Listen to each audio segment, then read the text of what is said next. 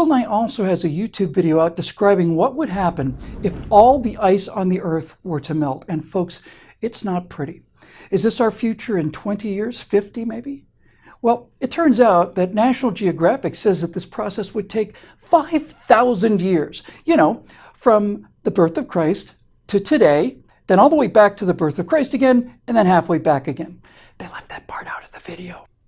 And also, I'm a little bit confused about Kansas. Science tells us that during the late Cretaceous period, around 80 million years ago or so, Kansas was directly under the Western Interior Seaway. It was a vast inland ocean, 2,000 miles long, 600 miles wide, and 2,500 feet deep. And 80 million years ago, Kansas wasn't just grass.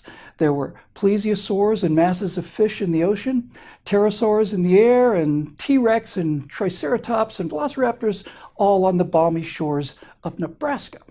Now here's where I get a little confused.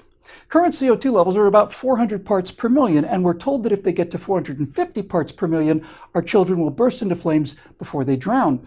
But 80 million years ago, CO2 levels were about 1,000 parts per million. In fact, during the Cambrian period, 500 million years ago, CO2 levels were perhaps 7,000 parts per million. So, 80 million years ago, Kansas was under 2,500 feet of water, but 80,000 years ago, Kansas wasn't under a half mile of water. Kansas was under 2 miles of ice. CO2 levels fell to about 180 parts per million. That's probably roughly the all-time low.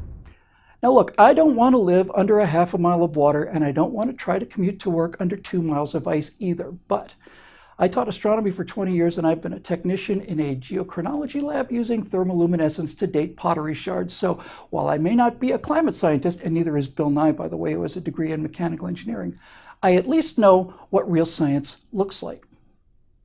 See, this video isn't about temperatures. It's about the fundamental integrity of science being weaponized into politics. Real science is based on repeatability of experiments, control testing, and perpetual skepticism versus appeals to authority and moving political levers by leaving out certain things like, maybe 5,000 years to melt all of the Earth if the temperatures were to go from 57 degrees Fahrenheit up to about 84 degrees. Telling half of that truth is not science, it's fraud. It's showing New York underwater without saying in 5,000 years, because 5,000 years ago, Troy was the city on the coast, not New York, and the ancient city of Babylon was still 800 years in the future. So here's a couple of quick questions for you, science guys.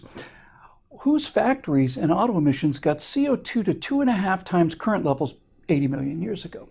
And how did CO2 levels go from a Cambrian high of 7,000 parts per million to a quaternary low of about 180 parts per million without Bill Nye, Al Gore, Leonardo DiCaprio, and all of the other science guys?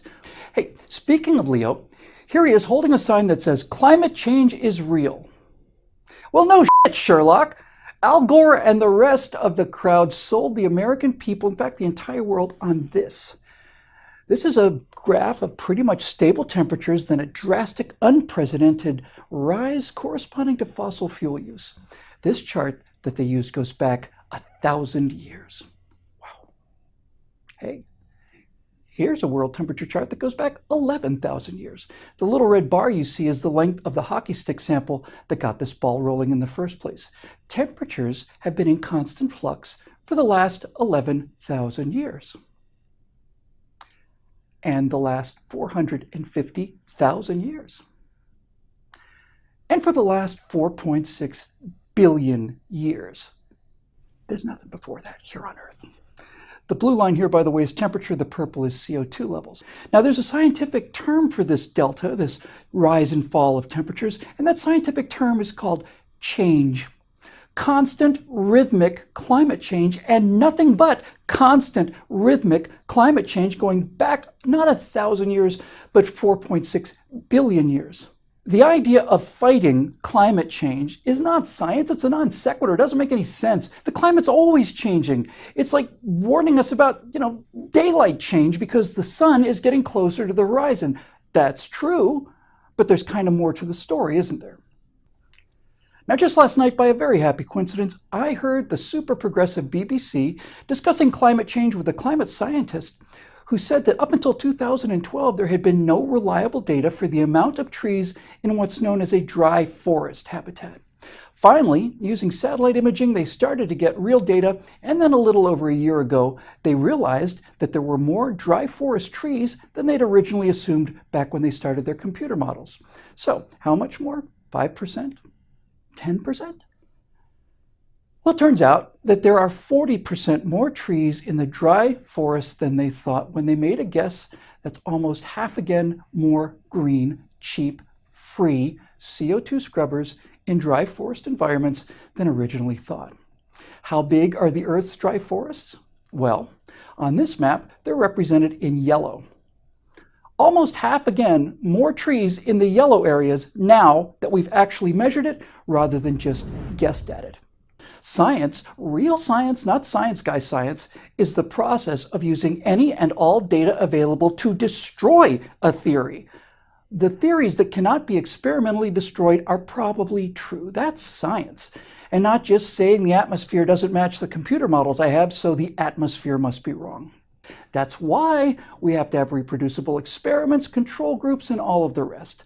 So maybe we don't need Bill Nye to save the planet. Maybe this 4.5 billion year old graph tells us that temperatures do fluctuate constantly, but you'll notice that there's an upper and a lower limit going all the way back to the creation of the planet, and not a runaway spike up into a perpetual molten slag heap or down to an eternal ball of ice. Maybe life on Earth is here and remains here because things like cloud cover and vegetation growth are in fact natural and extremely effective feedback mechanisms, because the Earth is built in such a way that it knows how to save itself.